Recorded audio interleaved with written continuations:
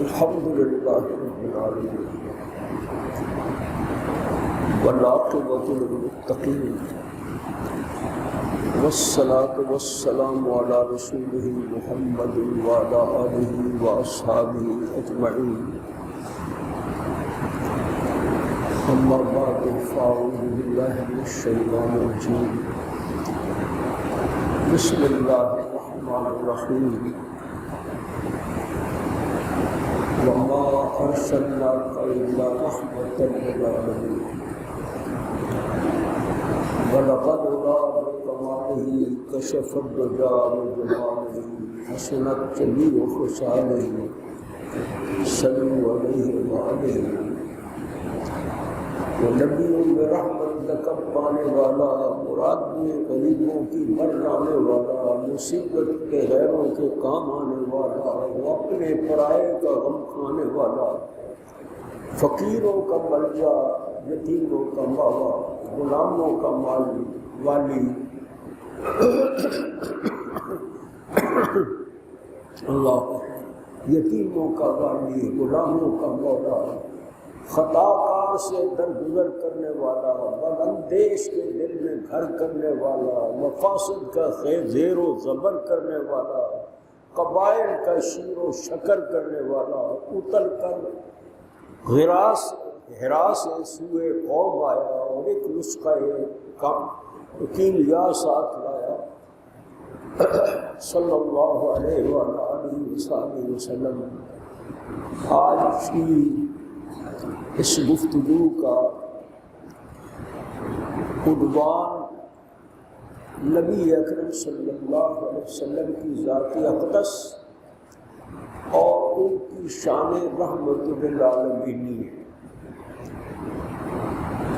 یہ ایسا مضمون ہے کہ کوئی نہ اس کو پوری طرح بیان کر سکتا ہے اور نہ مجال ہے کسی کی کہ کوئی ایسی بات کرے کہ جو ذرا بھی ایسی ہو کہ جس میں ہم سوچیں کہ خدا نخواستہ کسی کے منہ سے کوئی ایسا لفظ نکلا ہے جو مناسب نہیں۔ اس واسطے میں ڈر کے ہی بات کروں گا، لیکن بات بڑی ضروری ہے اور ضرور کرنی ہے، اور وہ بات یہ ہے کہ اللہ تعالیٰ نے نبی اکرم صلی اللہ علیہ وسلم کو رحمت للعالمین بنا کے بھیجا، اور رحمت للعالمین بنا کے بھیجا، اور نبی اکرم صلی اللہ علیہ وسلم کی رحمت للعالمین کے واقعات اور حالات اگر میں بیان کروں تو نہ میرے اندر طاقت ہے نہ میرے پاس وقت ہے۔ چند باتیں میں آپ کے سامنے پیش کروں۔ آپ نبی اکرم صلی اللہ علیہ وسلم کی ذات اقدس کو دیکھیں۔ میں ایک شخص سے بات شروع کرتا ہوں۔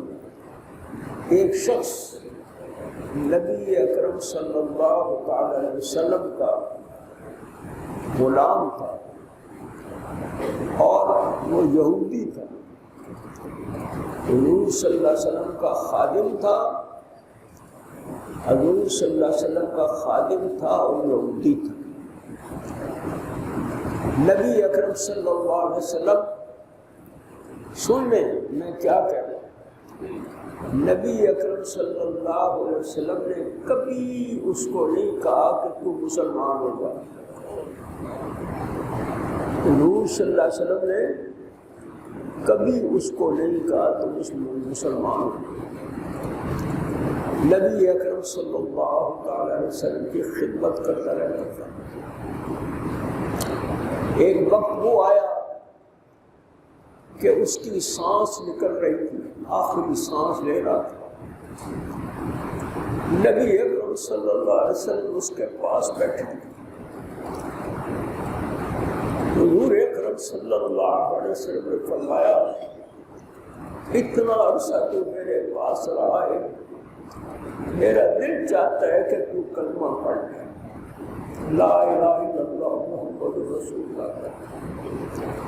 اس نے اپنے والد کی طرف دیکھا، اس نے اپنے والد کی طرف دیکھا تو حضور نے اس نے کہا اتے ابو القاسم، حضور جو کچھ کہتے ہیں مان لے، حضور جو کچھ کہتے ہیں مان لے۔ اس نے کلمہ پڑھا لا الہ الا اللہ محمد رسول اللہ پڑھ گیا، اور نبی اکرم صلی اللہ علیہ وسلم رو رہے تھے اور خوشی کے ساتھ رو رہے تھے کہ اللہ تعالیٰ نے اس کو جہنم سے نکالا اور جنت میں داخل کر دیا۔ یہ ایک بات ہو تو میں بتاؤں، نبی اکرم صلی اللہ علیہ وسلم کی رحمتیں، حضور اقدس صلی اللہ علیہ وسلم کی مہربانیاں اپنوں پر بھی پرایوں پر، اپنوں پر بھی اور پرایوں پر، سب پر مہربانی۔ حضور اقدس صلی اللہ علیہ وسلم کو دنیا نے اتنی تکلیفیں پہنچائی، اپنوں نے بھی پہنچائیں، اپنوں نے بھی بچائیں اور غیروں نے بھی پہنچائیں، لیکن نبی اکرم صلی اللہ علیہ وسلم صبر کا پہاڑ تھے۔ نبی اکرم صلی اللہ علیہ وسلم نے کبھی کسی کو گالی تک دینا تو کیا، حضور صلی اللہ علیہ وسلم کا مشہور ارشاد ہے، ایک شخص نبی اکرم صلی اللہ علیہ وسلم کے پاس آیا، اس نے کہا یا رسول اللہ میں اپنے خادم کو وہ غلط کام کرتا ہے کتنی بار میں نے معاف کروں؟ فرمایا معاف کرتے رہا تھا۔ اس نے کہا کتنی بار؟ آپ نے فرمایا 70 بار غلطی کرے تو 70 بار ہی معاف کرے۔ یہ نبی اکرم صلی اللہ علیہ وسلم کی رحمت للعالمین کی شان تھی۔ نبی اکرم صلی اللہ علیہ وسلم کس طرح معاف کرتے تھے آپ دیکھیں۔ آج میں اس پر غور کرتا رہا، جو ابھی میں بات آپ کو بتاؤں گا، میں اس کی روشنی میں، میری اس گفتگو کی روشنی میں آپ کو محسوس ہوگا کہ یہ ہمارے ساتھ کتنا ظلم ہو رہا ہے۔ اس ظلم کی بات میں بات نبی اکرم صلی اللہ علیہ وسلم اپنوں پر بھی مہربان اور پرایوں پر بھی مہربان۔ نبی اکرم صلی اللہ علیہ وسلم، اللہ اکبر، نبی اکرم صلی اللہ علیہ وسلم کی مہربانی کا عالم دیکھو، مہربانی کا اور کرم کا عالم دیکھو کہ حضور صلی اللہ علیہ وسلم کی صاحبزادی جس کا نام حضرت عائشہ صدیقہ رضی اللہ تعالی عنہا تھا، اب میں اس کی لمبی بات نہیں بتاتا، میں اپنے جو میرا مقصود ہے وہ میں بیان کروں۔ حضرت عائشہ صدیقہ رضی اللہ تعالی عنہا پر اس نے الزام لگایا، الزام لگایا۔ الزام کیا لگایا؟ اس الزام کا قرآن مجید میں تین رکوعوں میں ذکر ہے، اس الزام کا جو حضور صلی اللہ علیہ وسلم کی اہلیہ پر ہے۔ اب یہ دیکھیں، یہ وہ شخص ہے جس نے نبی اکرم صلی اللہ علیہ وسلم کی اہلیہ حضرت عائشہ صدیقہ صدیق اکبر کی بیٹی پر الزام لگایا۔ پھر یہ وہی شخص ہے کہ جب وہ مر گیا تو اس کا بیٹا، ان کا نام عبداللہ تھا، وہ بہت ہی حضور صلی اللہ علیہ وسلم کے خادم تھے۔ ایسے خادم تھے کہ انہوں نے ایک دفعہ نبی اکرم صلی اللہ علیہ وسلم سے آ کے کہا، عرض کی کہ یا رسول اللہ میرا باپ آپ کو بڑی تکلیفیں دیتا ہے، میرا دل چلتا ہے میں اس کی گردن کاٹ کر آپ کے سامنے رکھوں۔ نبی اکرم صلی اللہ علیہ وسلم فرمایا عبداللہ ایسا نہ کرو، لوگ کہیں گے محمد اپنے ساتھیوں کو قتل کرتا ہے۔ وہ مر گیا، نبی اکرم صلی اللہ تعالی علیہ وسلم کے پاس عبداللہ آیا، کس کا بیٹا؟ اس رئیس المنافقین کا بیٹا آیا، اور اس بیٹے نے آ کے نبی اکرم اس بیٹے نے آ کے کہا کہ میرا ابا فوت ہو گیا ہے، یا رسول اللہ آپ اس کا جنازہ پڑھیں۔ سوچو، آپ سوچیں یہ کون تھا، کتنا دکھی تکلیفیں دینے والا، لیکن محمد رسول اللہ صلی اللہ علیہ وسلم نے کیا معاملہ فرمایا؟ حضور اقدس صلی اللہ تعالی علیہ وسلم اس کا جنازہ پڑھانے کے لیے چلا۔ اللہ تعالیٰ نے قرآن مجید میں فرمایا کہ یا رسول اللہ اگر آپ ان کے لیے 70 بار بھی بخشش کی دعا مانگیں گے تو میں معاف نہیں کروں گا، انہوں نے آپ کو بڑی تکلیف پہنچائی۔ نبی اکرم صلی اللہ علیہ وسلم نے فرمایا اگر 70 بار کی بات ہے تو میں 70 بار سے زیادہ، مولانا میں ٹھیک کہہ رہا ہوں؟ حضور صلی اللہ علیہ وسلم نے فرمایا میں 70 بار سے زیادہ اس کے لیے دعا کروں گا کہ اللہ اس کو معاف۔ لیکن اس کے لیے بخشش اس کی قسمت میں نہیں تھی، وہ مرا، مردود مرا۔ لیکن میں آپ کو یہ بتا رہا ہوں کہ میرے پیغمبر کا حوصلہ دیکھو، میرے پیغمبر حضرت محمد رسول اللہ صلی اللہ علیہ وسلم کا حوصلہ دیکھو، پھر نبی اکرم صلی اللہ علیہ وسلم کا حوصلہ دیکھو۔ میں کیا کیا بات بتاؤں، کوئی بات ہو نہیں سکتی، چند منٹوں میں کیا بات ہو سکتی۔ میں حضور صلی اللہ علیہ وسلم کا حوصلہ بتاؤں۔ غزوہ احد ہوا، غزوہ احد میں کیا ہوا؟ حضرت حمزہ رضی اللہ تعالیٰ عنہ کو شہید کر دیا گیا، حضرت حمزہ کو شہید کر دیا گیا۔ حضرت حمزہ کون تھے؟ حضور صلی اللہ علیہ وسلم کے چچا تھے، دو ہی تو چچا تھے جو مسلمان ہوئے، ایک حضرت عباس تھے اور ایک حضرت حمزہ تھے۔ حضرت حمزہ شہید کر دیے گئے، اور شہید کس طرح کیے گئے؟ شہید کس طرح کیے گئے کہ نبی اکرم حضرت حمزہ رضی اللہ تعالیٰ عنہ کے ساتھ یہ زیادتی کی گئی، ان کو مطلب یہ کہ اس طرح ذبح کیا گیا جس طرح بکرا ذبح کیا، اور ان کے سارے اعضاء پھر ان کا کلیجہ نکالا گیا، حضرت حمزہ کا کلیجہ نکالا، اور وہ کلیجہ جو ہے وہ ایک عورت نے، ہندا نے، وہ کلیجہ جو ہے وہ چبایا ہے۔ اور حضور خدا صلی اللہ علیہ وسلم، اللہ کے رسول صلی اللہ علیہ وسلم نے، آپ دیکھو کہ نبی اکرم صلی اللہ علیہ وسلم وہ شخص جس نے حضرت حمزہ کا کلیجہ چبایا تھا، جس عورت نے چبایا تھا، حضور صلی اللہ علیہ وسلم نے واشی کے بارے میں، واشی تھا جس نے یہ کیا، وہ مسلمان ہو گیا۔ نبی اکرم صلی اللہ علیہ وسلم نے فرمایا، اس نے کہا یا رسول اللہ میں مسلمان، میرا اسلام قبول کر لیں۔ آپ نے فرمایا تیرا اسلام قبول ہے، مگر ایک بات ہے کہ تم میرے سامنے نہ آیا کرو، جب تم سامنے آتے ہو تو مجھے اپنا چچا یاد ہے، حمزہ یاد ہے، حمزہ یاد ہے۔ اور وہ ہندا اس کو بھی نبی اکرم صلی اللہ علیہ وسلم نے معاف کر دیا۔ میرے دوستو، نبی اکرم صلی اللہ علیہ وسلم کی یہ شان ہے، یہ شان ہے حضور صلی اللہ علیہ وسلم کی۔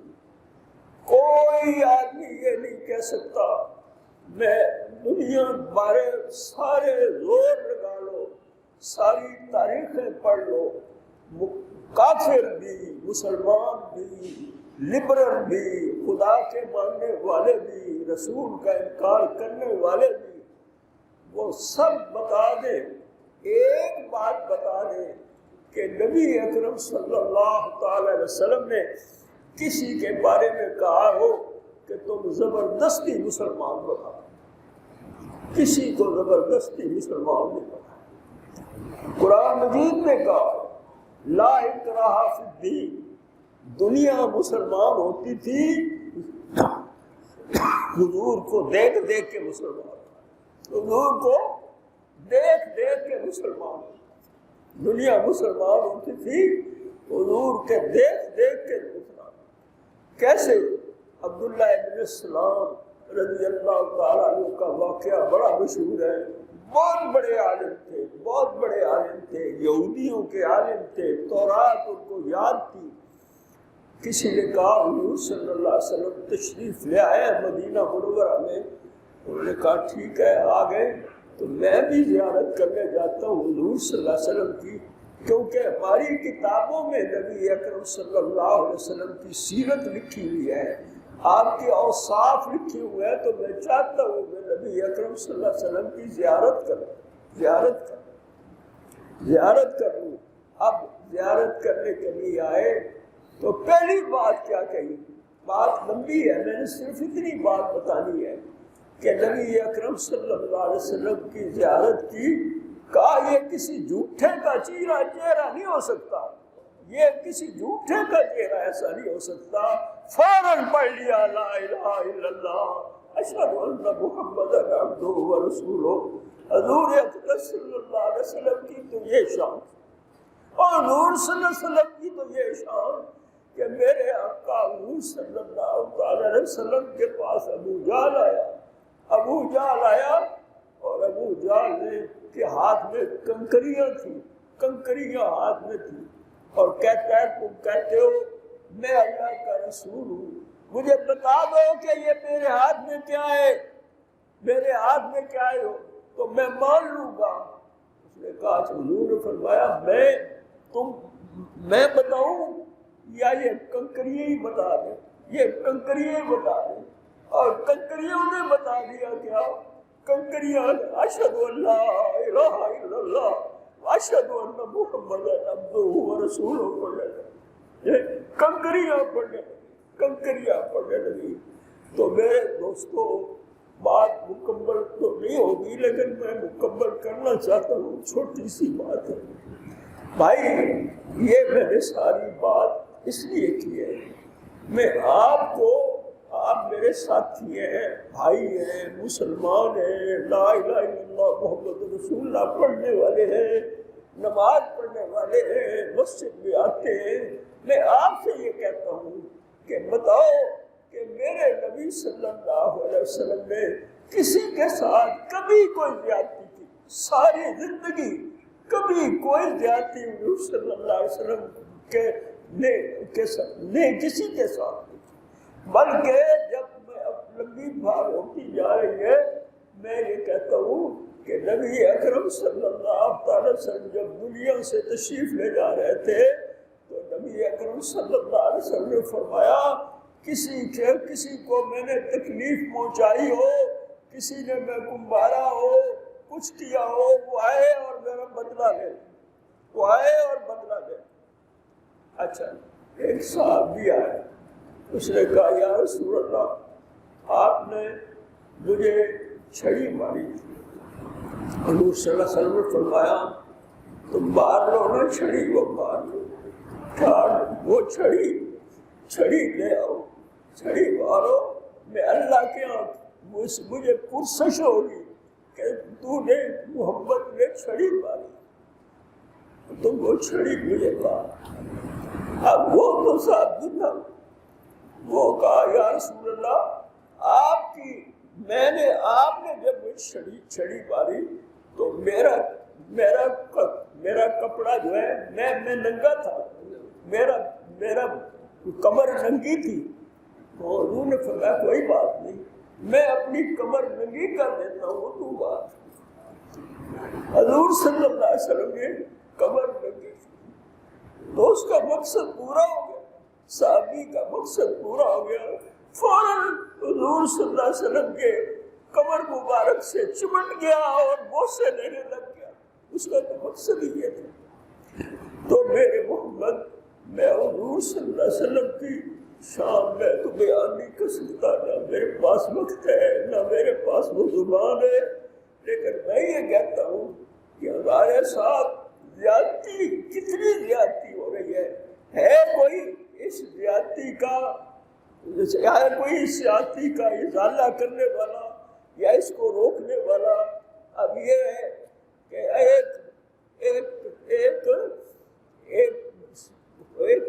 قانون پاس ہونے لگا، ایک قانون پاس ہونے لگا، پہلے بھی پاس ہوا، وہ پھر ختم ہو، پھر یہی قانون، پھر اسی میں لگے ہوئے کیا ہے کہ کہتے ہیں کہ زبردستی کسی کو مسلمان نہ بناؤ، زبردستی کسی کو مسلمان نہ بناؤ، زبردستی۔